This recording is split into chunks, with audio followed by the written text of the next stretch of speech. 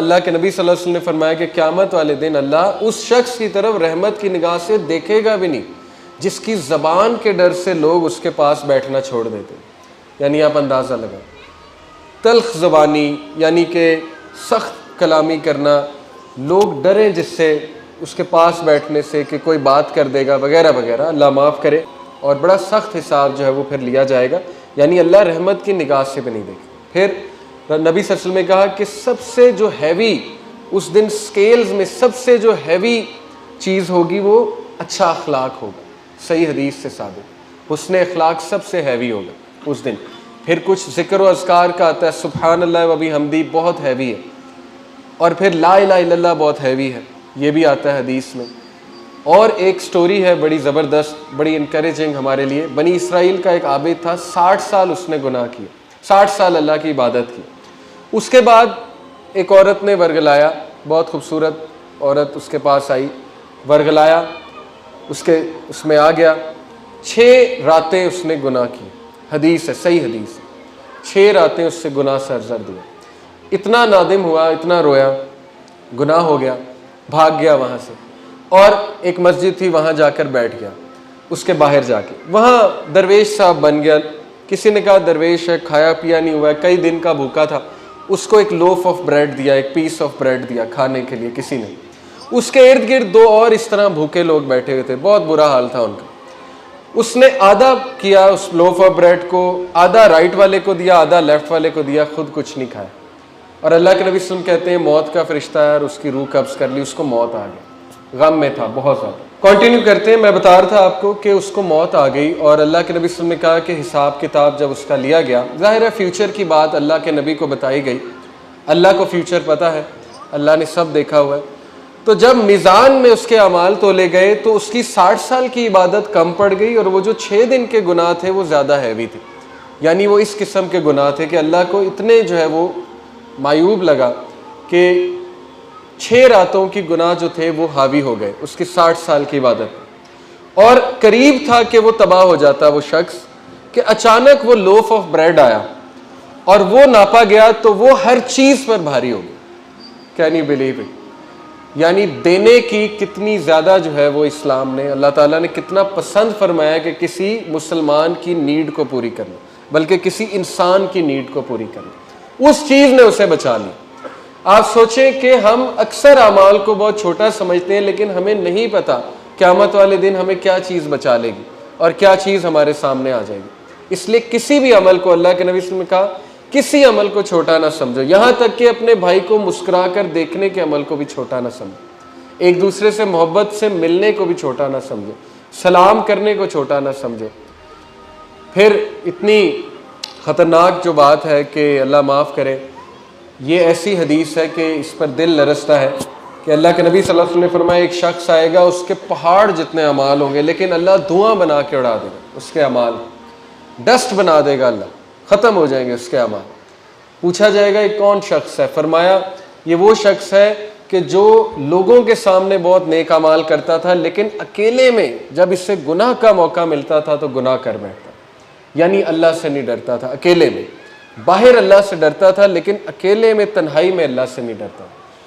तो ये आज के दौर में आप समझ रहे होंगे कि ये कितनी ख़तरनाक बात है, डिस्ट्रेस कॉज करने वाली बात है। यानी नबी सल्लल्लाहु अलैहि वसल्लम ने कहा कि सूरह हूद से मेरे बाल सफ़ेद हो गए, सूरह हूद ने मुझे बूढ़ा कर दिया।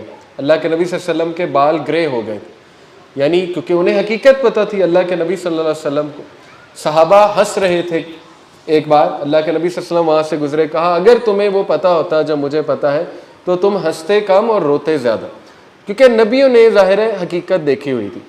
तो मुश्किल है, बहुत कठिन मरहला है। बहरहाल जस्ट टू वाइंड अप, उसके बाद मीज़ान लगेगा, उसका जिक्र कहा है सूरह अंबिया वर्स नंबर 47, वनज़अउल मवाज़ीन अल-क़िस्त लियौमिल क़ियामति फ़ला तुज़लमु नफ़्सुन शैआ, और हम सजाएंगे उस दिन मीज़ान, क़यामत वाले दिन, ताकि कोई भी नफ्स जो है वो उसके साथ नाइंसाफ़ी ना हो। मीज़ान सजाया जाएगा, इसका जिक्र कुरान मजीद में मौजूद है। और फिर अमाल तोले जाएंगे, लेकिन इससे पहले जो है वो अमाल नामा पकड़ा दिया जाएगा। ये अल्लाह ताला के स्टेप बाय स्टेप जो है मरहले हैं, ताकि लोगों को पता लगे कितना अजीम दिन है। उनको एहसास हो। पहले अमाल नामा राइट हैंड में जिसके पकड़ाएगा वो खुश हो जाएगा, लेफ्ट हैंड में उसका चेहरा डार्क हो जाएगा, लेकिन उसको अभी भी उम्मीद है कि मेरे नबी सिफारिश कर सकते हैं, अल्लाह के नबी सल्लल्लाहु अलैहि वसल्लम की सिफारिश अभी बाकी है। तो उम्मीद कुछ ना कुछ बाकी है, लेकिन ये कि मरहला ब मरहला एहसास तो दिलाया जा रहा है, अल्लाह माफ़ कर। फिर मिज़ान में सब मामला सामने आ जाएगा। ये इसलिए है कि वो कोई बहाना ना करे कि नहीं नहीं मेरा तोल के तो दिखाए ना, क्या पता कोई मिसिंग हो गई हो, लेकिन वहाँ तोला जाएगा, सामने उसे दिखाया जाएगा कि ये मामला है। तो वो बहुत ही ज़बरदस्त मीज़ान है, उसका साइज़ वो आता है रवायात में, बहुत ह्यूज साइज़ है।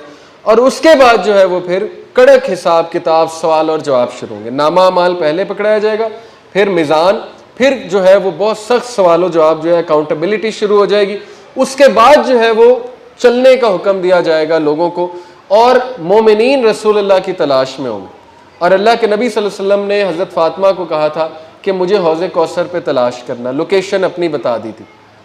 हौज़ कौसर पे रसूलुल्लाह सल्लल्लाहु अलैहि वसल्लम तशरीफ़ फरमा होंगे, और वो जन्नत की नहरों में से है अल कौसर, और वो हाउस जो है वो ज़ाहिर है उस नहर में से आ रहा है, सिस्टर्न वो जो हाउस बना हुआ है, वहाँ से मोमिनीन को पानी पिलाया जाएगा अल्लाह के नबी सल्लल्लाहु अलैहि वसल्लम के हाथ से। और इसकी भी हम दुआ करते हैं।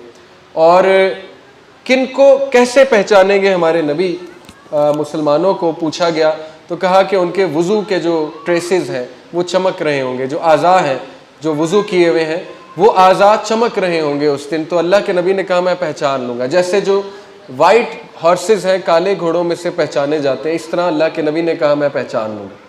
और बहुत से लोगों को फरिश्ते पीछे कर देंगे, अल्लाह माफ़ करे। उनमें जो है वो लोग हैं जो अपोस्टेसी जिन्होंने इख्तियार की, यानी कि जो इस्लाम छोड़ बैठे, और दूसरे वो कि जो बिदत की, जिन्होंने अल्लाह माफ़ करे रिलीजन को ही बिगाड़ दिया, चेंज कर दिया, अपनी ख्वाहिशात के मुताबिक बना दिया। तो हौज़ कौसर से पानी पिलाया जाएगा और फ्रेश फील करेंगे, वो तो पानी ही ऐसा है। फिर जाहिर है कि पुल सिरात का जिक्र आता है सूरह मरियम में आयत नंबर 71 में। पुल सिरात आखिरी मरहलों में से है जो मोमिनीन से वहाँ से गुजरेंगे। जो मुनाफिकीन और काफिर हैं, काफिर जो है वो तो नहीं, पुल सिरात सिर्फ मोमिनीन के लिए मरहला है, टेस्ट है, यानी मुसलमानों के लिए जो कलमा जिन्होंने पढ़ा हुआ है। गुनाहगार भी उनमें हैं, उनमें अच्छे मुसलमान भी हैं।